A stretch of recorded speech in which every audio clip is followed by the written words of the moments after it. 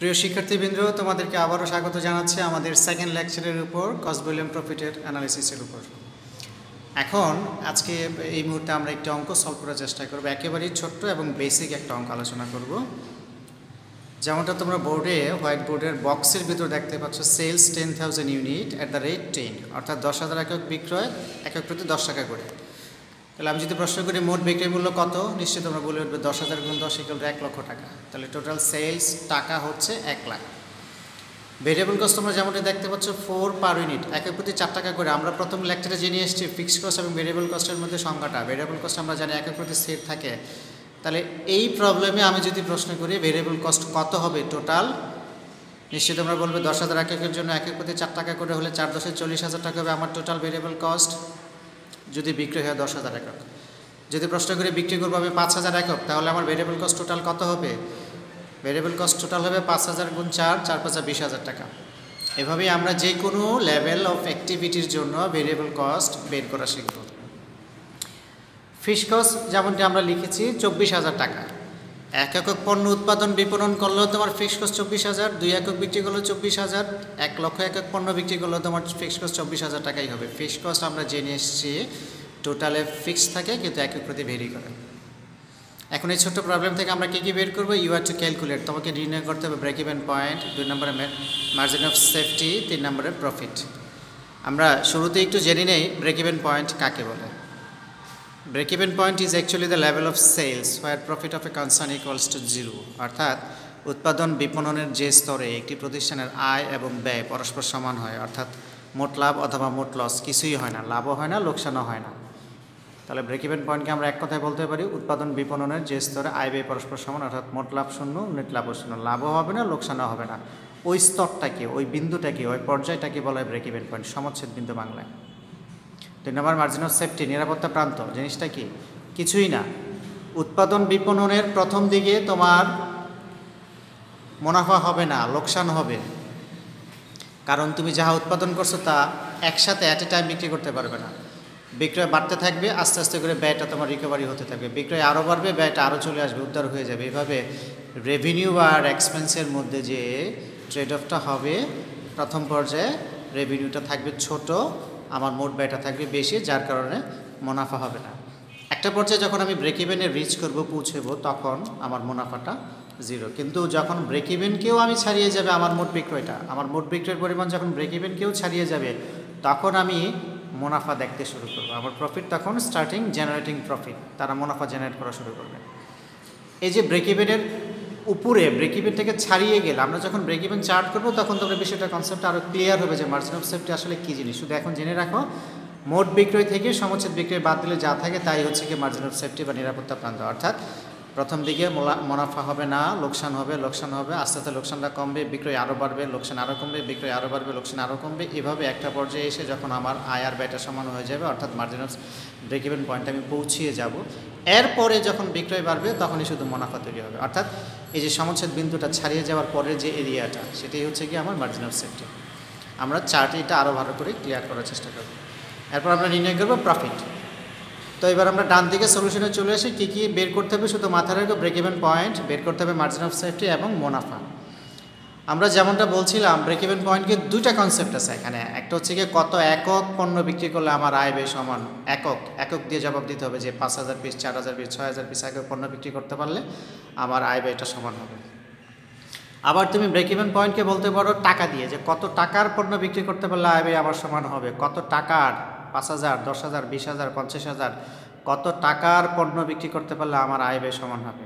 অর্থাৎ break even পয়েন্টকে আমরা দুইভাবে বলে থাকি। Break even point in unit 1 নম্বরে দেখতে পাচ্ছ, 1-এর এতে, 1-এর এতে আমি লিখেছি, আর বিতে লিখেছি ব্রেক ইভেন পয়েন্ট টাকা। আমরা দুটোই এখানে নির্ণয় করা শিখব।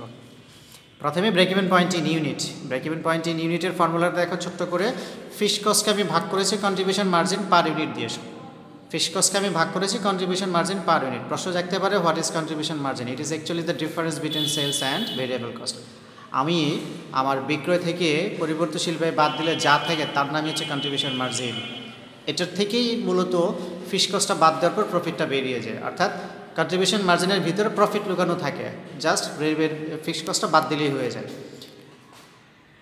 যেমনটি আমরা দেখছিলাম ফিক্সড কস্ট 24,000 আর কন্ট্রিবিউশন মার্জিন পার ইউনিট বের করতে হবে সেলস প্রাইস পার ইউনিট থেকে ভেরিয়েবল কস্ট পার ইউনিট বাদ দিলে সেলস প্রাইস পার ইউনিট আমরা জানি 10 টাকা ভেরিয়েবল কস্ট পার ইউনিট 4 টাকা বাদ দিলে 6 টাকা হচ্ছে কন্ট্রিবিউশন মার্জিন পার ইউনিট 24,000কে 6 দিয়ে ভাগ করলে 4,000 একক 4,000-এর পাশে আমি ব্র্যাকেট দিয়ে ইউনিট লিখেছি অবশ্যই ইউনিট লিখতে হবে কারণ এটিকে টাকা না একক পার্থক্য করে দিতে হবে আমরা বের করতেছি break even point in unit এর জন্য আমাদের রেজাল্টের পাশে আমরা ইউনিট লিখেছি ছোট্ট করে এবার 1-এর বিতে খেয়াল করো বিইপির টাকা বের করতেছি এটার একাধিক ফর্মুলা আছে একটা ফর্মুলা এখানে আমরা যেটা আলোচনা করেছি fixed cost divided by CM ratio CM কি জিনিস সিএম মানে হচ্ছে কন্ট্রিবিউশন মার্জিন উপরে যেটা লিখেছিলাম 1 নম্বরে তার short form contribution margin ratio বা সিএম রেশিও ফিক্সড কস্টে খেয়াল করো দুটো ফর্মুলার মধ্যে পার্থক্য ফিক্সড কস্টকে আমি দুটো জায়গায় ভাগ করতেছি এক জায়গায় ভাগ করতেছি কন্ট্রিবিউশন মার্জিন পার ইউনিট দিয়ে একক প্রতি দত্তাংশ দিয়ে আর আরেক জায়গায় আমরা কন্ট্রিবিউশন মার্জিনের রেশিও দিয়ে ভাগ করেছি তাহলে প্রশ্ন জায়গায় রেশিওটা কীভাবে আমরা বের করবো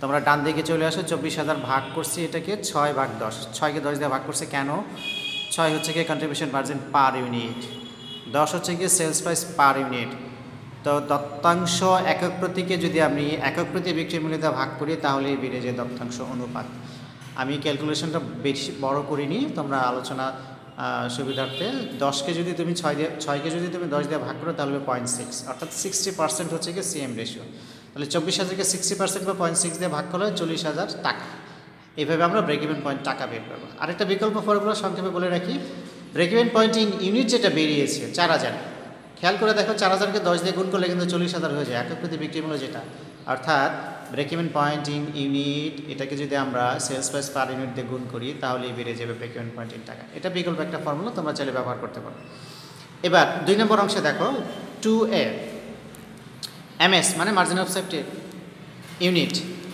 এটাকেও দুইভাবে বলা যায় মার্জিন অফ সেফটি ইউনিট এবং মার্জিন অফ সেফটি টাকা আমরা আগে মার্জিন অফ সেফটি ইউনিট বের করছি অর্থাৎ নিরাপত্তা প্রান্ত একক টাকা সেলস ইউনিট থেকে যদি আমরা বিইপি ইউনিট মাইনাস করি তাহলে বেড়ে যাবে আমাদের margin of safety sales unit কত ছিল মনে আছে 10,000 এখান থেকে ব্রেক ইভেন পয়েন্ট ইউনিট 4,000 বাদ দিলাম বেড়ে গেলো 6,000 একক সরি প্রিন্টিং মিস্টেক এখানে 6,000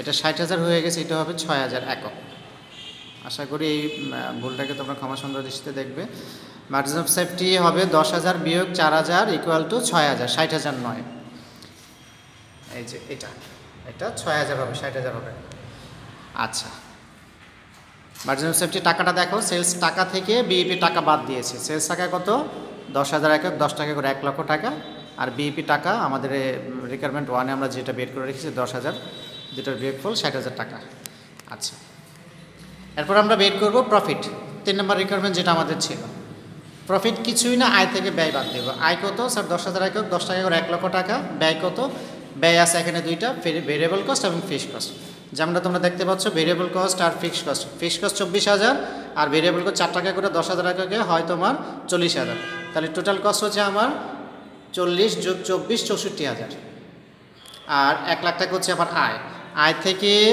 ব্যয় বাদ দিলাম বেরিয়ে গেল আমার প্রফিট 36,000 এই হচ্ছে গিয়ে তোমাদের সিপিপির উপর একটা বেসিক অঙ্ক আশা করি তোমরা এটা নিজেরা হাতে চর্চা করবে এবং এর উপর দখল আনার চেষ্টা করবে ধন্যবাদ